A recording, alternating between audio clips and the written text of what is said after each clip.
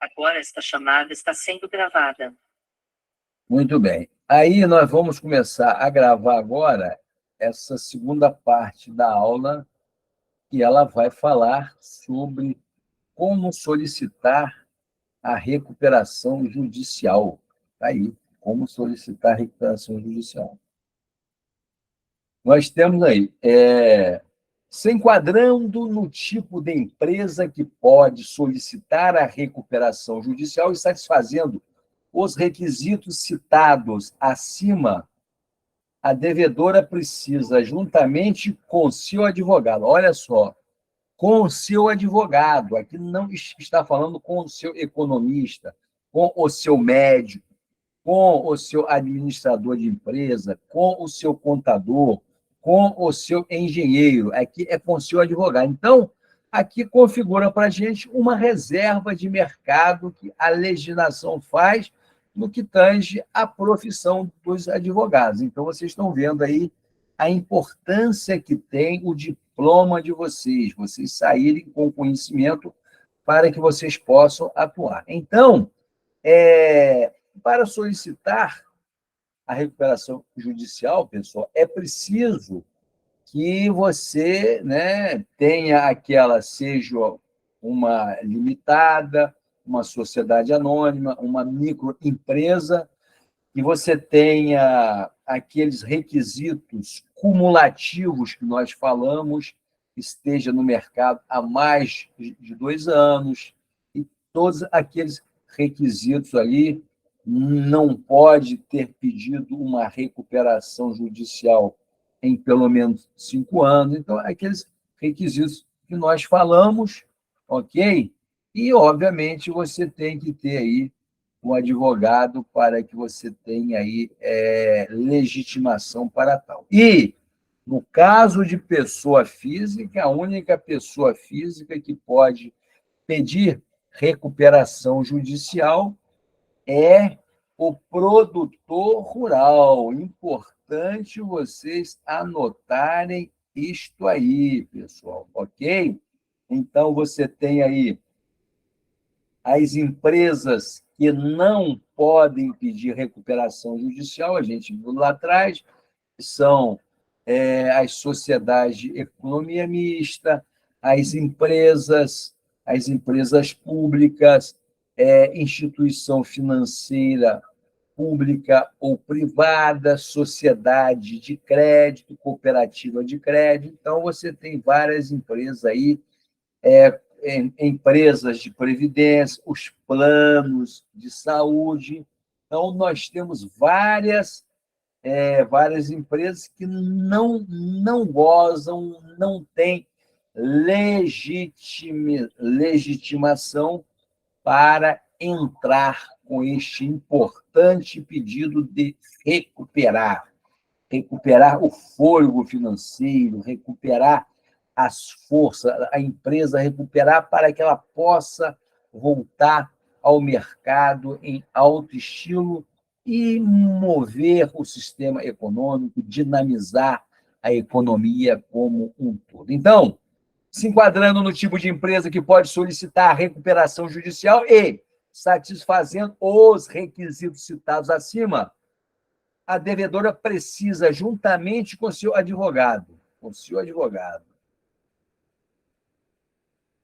dar entrada no pedido à Justiça, utilizando os documentos a serem mencionados mais abaixo, junto aonde? Junto a uma vara de falências e execuções. Muito bem?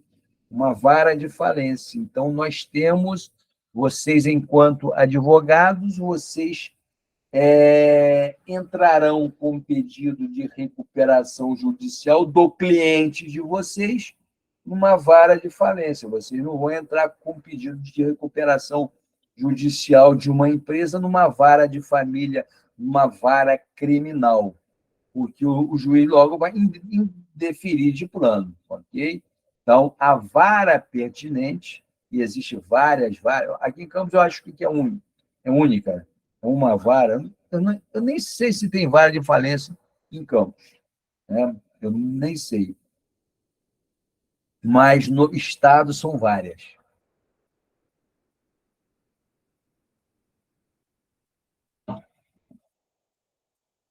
Eu acho que na vara de falência é na Justiça Federal. É, aqui tem na Justiça Federal a vara de falência. Então, dá entrada no pedido à Justiça utilizando os documentos a serem mencionados mais abaixo, junto a uma vara de falência. Caso o pedido seja deferido, isto é, aceito, o juiz estabelece o stay period, que é a suspensão dos processos referente às obrigações de pagamento da empresa devedora por 180 dias, como mencionado anteriormente. Então, pessoal, concedido o pedido de recuperação judicial, né, o juiz estabelece um prazo de 180 dias e suspende o quê? Os processos referentes às obrigações de pagamento, tá certo?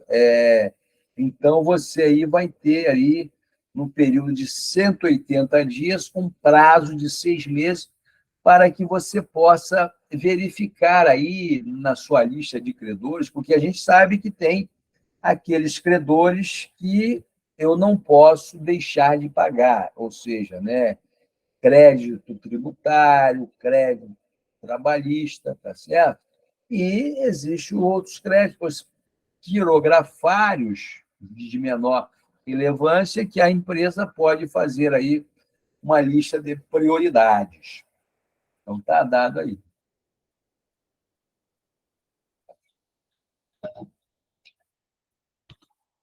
Então, está aí. Nesse período de 180 dias, pessoal, é designado o quê? Um AG, um agente judicial, ou seja, o administrador judicial, o AG, que ficará responsável por acompanhar e fiscalizar o processo e fazer o quê? A comunicação com os credores. Ou seja, o juiz vai administrar, ele vai nomear um síndico da massa pré-falida, vamos colocar assim. Ou seja, não vamos falar em pré-falência, não. Tá? Vamos falar em recuperação judicial. Então, o juiz ele nomeia um administrador, tá? Para que esse administrador possa fiscalizar todo esse processo de recuperação judicial, ser a ponte entre a empresa e os credores, fazer esse meio de campo, assim, vamos colocar desta maneira. Observação. Segundo a Lei 11.101 de 2005, a função deve ser exercida por a função de administrador judicial, certo? Por profissional idôneo, preferencialmente advogado, economista, administrador de empresas ou contador, ou pessoa jurídica especializada, ou seja, alguma empresa que tenha o expertise de lidar com essa situação de recuperação judicial, para negociar com os credores, para auxiliar a empresa aí, para assessorar a empresa neste momento delicado da vida societária dela. Então, está aí os tipos de profissionais que podem ser nomeado um administrador judicial para que ele possa fazer também a ponte entre o juiz e a empresa, o mundo em que ela atua. Temos aí importante aqui, né? A empresa tem um prazo, olha esses prazos com carinho. A empresa tem um prazo de até 60 dias para o quê? Apresentar um plano detalhado com a proposta para a negociação de suas dívidas e como planeja colocá-la em prática. Muito bem. As negociações podem envolver o abatimento das dívidas, o seu parcelamento ou até um prazo de carência para começar a pagar os seus credores. Então, pessoal, esse plano de recuperação judicial, a empresa ela vai colocar ali a forma de pagamento das suas dívidas. Na verdade, previamente, ela já deve ter um contato com os credores para dizer: olha, eu tenho uma dívida de 100 com você, mas eu só vou pagar 70%. Então, ela tem que colocar neste plano de recuperação fiscal essas filigranas, essas peculiaridades. Isso até 60 dias é o que a lei determina, ok? Aí, como nós falamos, as negociações podem envolver o abatimento das dívidas, um parcelamento ou até prazo de carência para começar a pagar os seus credores. Então, a empresa ela vai ter que, né, ela começa a ter algumas regalias, ok?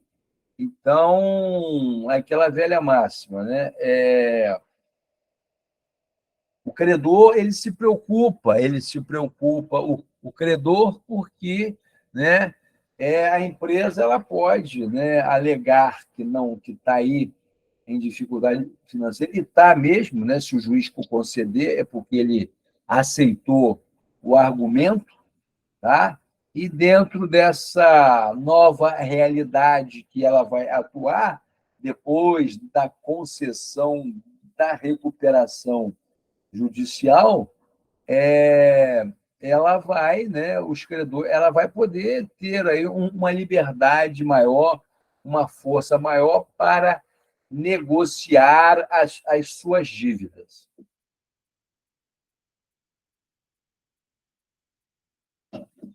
Então, está aí.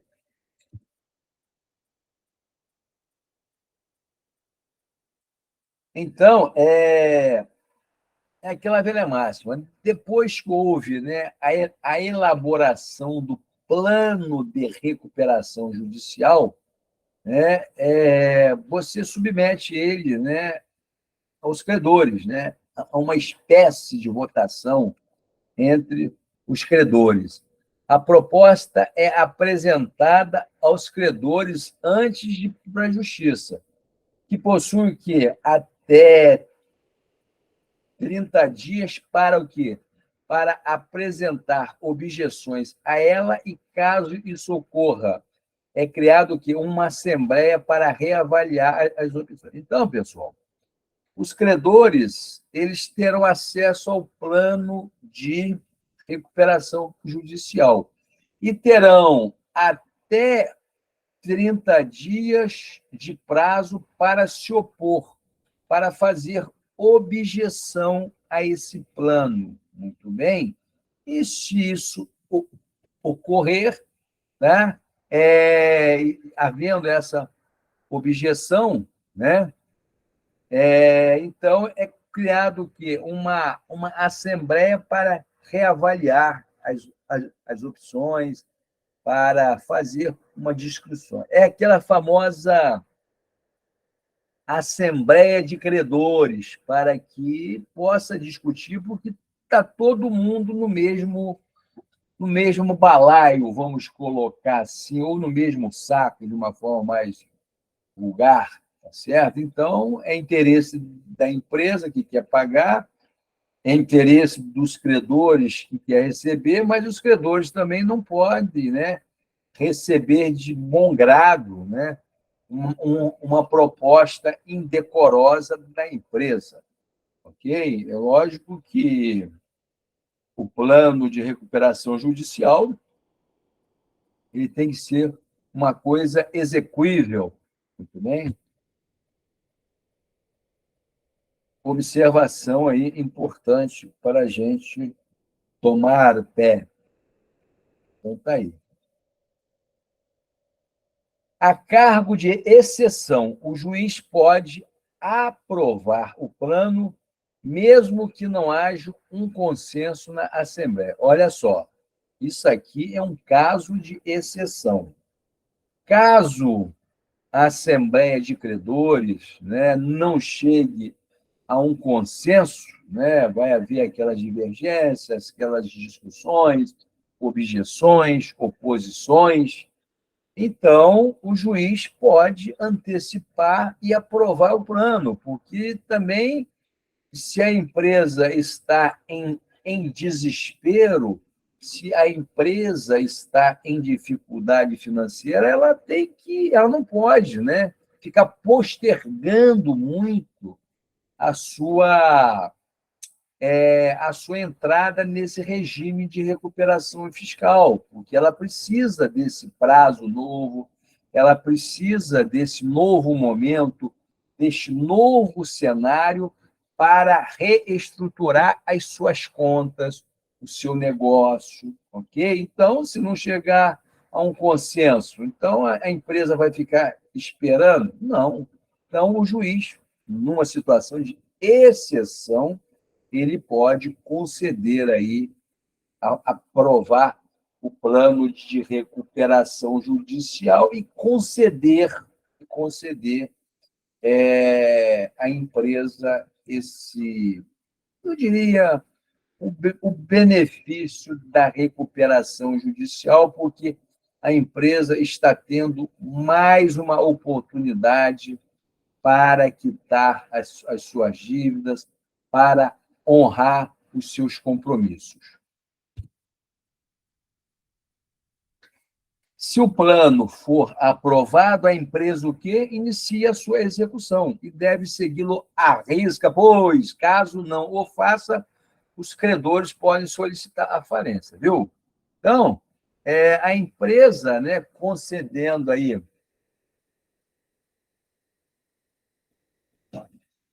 a empresa conseguindo, né, esta recuperação judicial, né, o plano foi aprovado, ela começa a viver este novo momento no mundo jurídico, no mundo econômico, e tem que seguir à risca o que foi determinado no plano, o que foi determinado, o que foi deferido pela justiça. Porque, senão, se ela tiver aí um deslize, se ela escorregar, ela está correndo o risco de ir à morte, de ir a nocaute. Está correndo ao risco de algum credor solicitar a sua falência e o juiz conceder, porque a empresa ela feriu o que estava determinado no plano de recuperação judicial, ok? Então, tem que tomar cuidado aí a empresa que entra nesse regime de exceção, vamos colocar dessa maneira, porque aí ela tem que estar ali redondinha em cima do riscado, porque ela está correndo o risco de perder, né, tudo, caso um dos credores ele peça a sua falência e o juiz entenda como tal e conceda.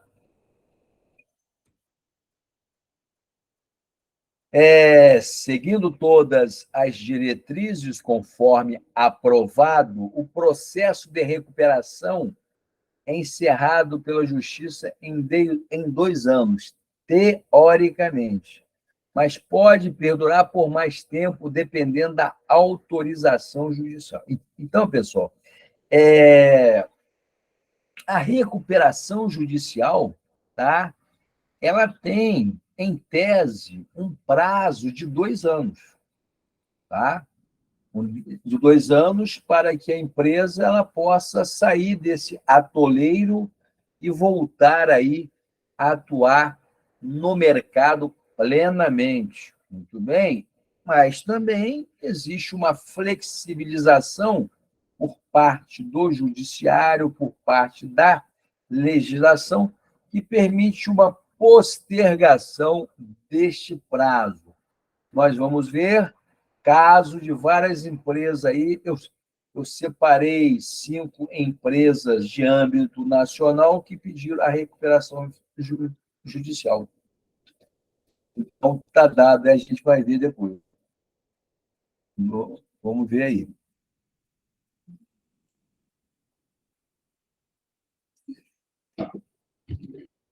Top 5.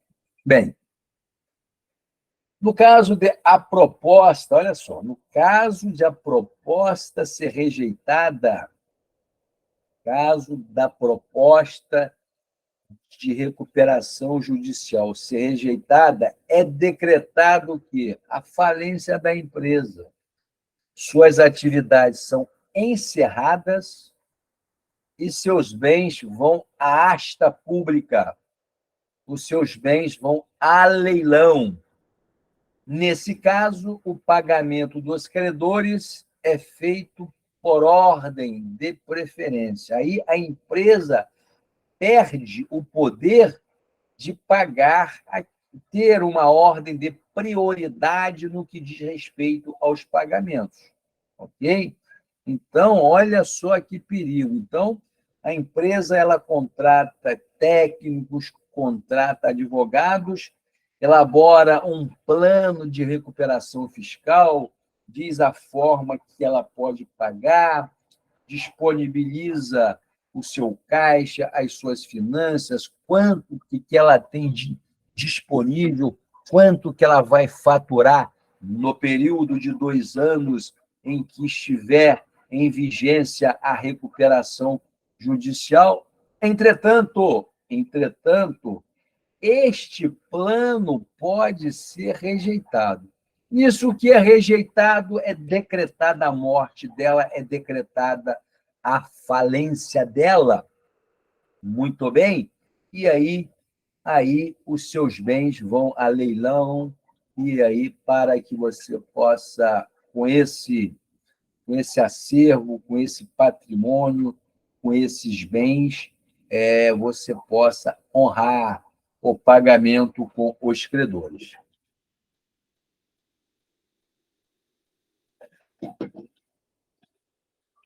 Então, está dado aí. Aí nós temos o rol de documentos que são obrigatórios. Quais documentos são obrigatórios? Então, está aí, isso é mais uma formalidade que eu estou passando para vocês.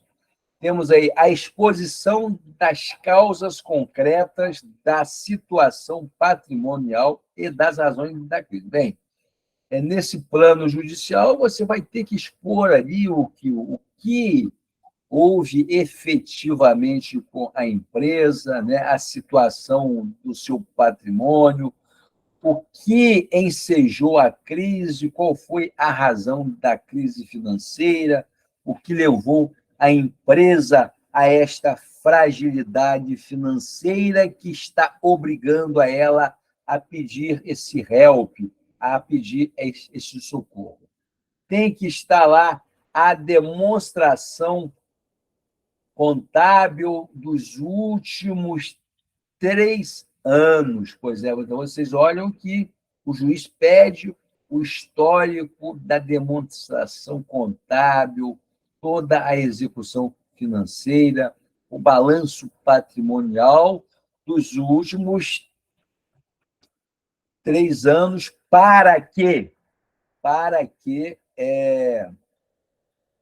ele possa ter uma visão ampla de toda a vida financeira da empresa.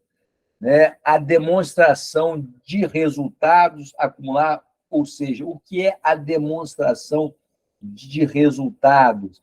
São os prejuízos ou eventuais lucros que ela teve no período, então ela vai ter que demonstrar tudo aí. Por que ela não teve lucro, por que ela amargou o prejuízo, muito bem.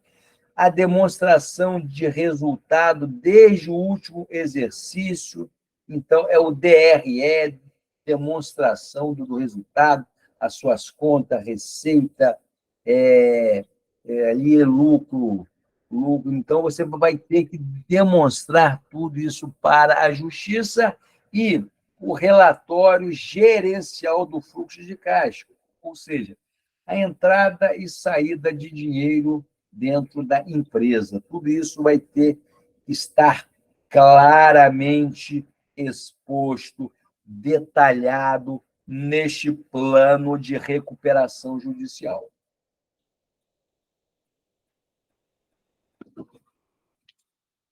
Aí, também aí a descrição das empresas que estão ajuizando o pedido de recuperação judicial ou da empresa individualmente considerada, ok? A relação integral dos empregados, a relação nominal de credores. Então, ela vai ter que abrir para o judiciário a sua vida financeira. Então, a coisa é mais séria do que a gente imagina, né? A certidão de regularidade no registro, ou seja, né, o contrato social e etc, e etc. E tal. A relação de bens particulares dos sócios controladores e dos administradores. Então, os bens particulares dos sócios controladores, aquele sócio majoritário, né? Então, ele vai ter que apresentar os seus bens particulares também. O administrador da empresa tem que apresentar o seu bem particular também. Então, a coisa ela começa a tomar um pé, ela começa a se aprofundar e a entrar também no patrimônio aí dos sócios controladores e dos administradores. Então, eles apresentam para a Justiça dentro do contexto do plano de recuperação judicial. Olha só, os extratos atualizados das contas bancárias e as certidões de cartório de protesto situado o quê? Na comarca do domicílio da empresa devedora. Então, a empresa ela vai ter que apresentar todo o extrato da conta corrente dela e vai ter que apresentar a certidão do cartório de protesto para que seja relacionado nessa recuperação judicial algum título que foi a protesto ou que ela não tenha título protestado, muito bem? Então, são peculiaridades que são exigidas pela legislação. Observação importante. Esta é uma lista taxativa que está prevista no artigo 51 da Lei 101 de 2005, que é a Lei de Recuperações Judiciais e Falências aqui no Brasil. Então, a lei ela é taxativa, então isso não é uma interpretação extensiva, não. Essa lista ela tem que ser seguida ipsilitris, vamos colocar assim, ela tem que ser seguida à risca para que a empresa tenha aí essa possibilidade de recuperação judicial.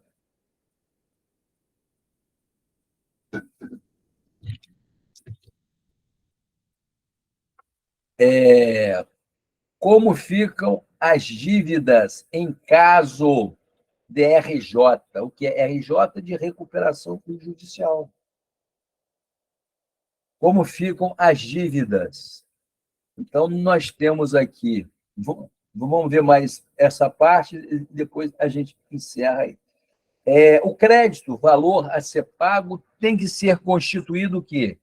Até a data do pedido de recuperação judicial, ainda que ele não esteja vencido, e vai se sujeitar ao quê? Aos efeitos da recuperação judicial, aos termos e condição do plano. Isso aqui é importante porque as dívidas contraídas após a recuperação judicial, ela não gozará de uma situação especial, ok? Então, a empresa ela tem que relacionar no pedido de recuperação judicial, tá certo? O crédito que ela vai pagar, ok? Os credores, deixar bem claro porque este pedido ele vai, se for concedido, os credores eles serão aqueles credores que serão contemplados vão ter que estar ali nesse plano. Muito bem? Então, até mesmo dívida que não esteja vencida, tal, você coloca ali para que você, né, nesse bojo, você já resolva, né, as várias situações e vocês verão por quê. Esse crédito será novado. O que é essa expressão novado? Que é o processo de quê? De converter uma dívida ou contrato em outro, já que os termos da dívida e pagamento podem ser reformulados e pago nos termos e condições do plano de recuperação aprovado. Então, aí, esse crédito será novado, que é o processo, né, de você fazer a conversão de uma dívida em outro contrato, né? Ok? Observação. Esta observação é importante. Lembrando que os créditos que são posteriores ao pedido de recuperação judicial têm que ser pagos normalmente. Por isso que eu falei com vocês. A legislação está ali. No momento em que você pede a recuperação judicial, você relaciona ali todos os credores, inclusive aquelas dívidas que vão vencer, você já joga ali, porque a partir do momento em que a empresa concede recuperação judicial, tá? A partir desse momento em diante, nenhum crédito pode entrar, nenhum crédito pode ser pago dentro de um regime de prerrogativas. Muito bem? Vamos colocar assim. Bem? Então, se surgir algum crédito após a recuperação judicial, aí esse crédito vai ser pago normalmente, sem prerrogativa nenhuma, ok? Então, aqui a gente... Deixa eu ver se tem mais uma coisa aqui. Além disso, a lei indica alguns créditos que estão fora do processo recuperacional, que basicamente são créditos fiscais, créditos garantidos por garantia fiduciária, créditos de arrendamento mercantil e de outras operações cuja titularidade do ativo ou do bem não seja da companhia recuperanda, e sim do credor. Então, é importante aí, né, a gente saber que tem alguns créditos aí, né, que não podem entrar na recuperação judicial, tá? Porque são os créditos obrigatórios, né? São os créditos fiscais, créditos do governo, ok?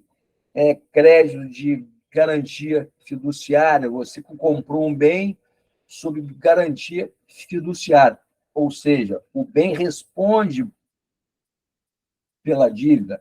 Caso você não pague aquele bem, aquele carro, aquele equipamento, aquele bem ele responde pela dívida. Então, esses créditos também eles não podem entrar nesse rol de recuperação judicial. E os créditos também, do que tange aí arrendamento mercantil. Você fez um arrendamento de uma máquina, você fez o arrendamento de um caminhão, de um ativo permanente, esse bem também, a legislação exclui ele do pedido de recuperação judicial.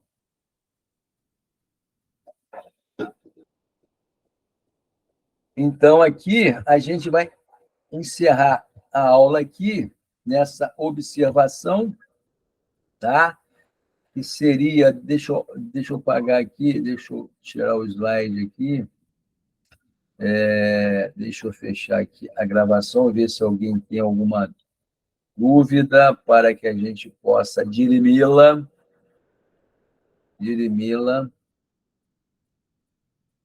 Então, está aqui.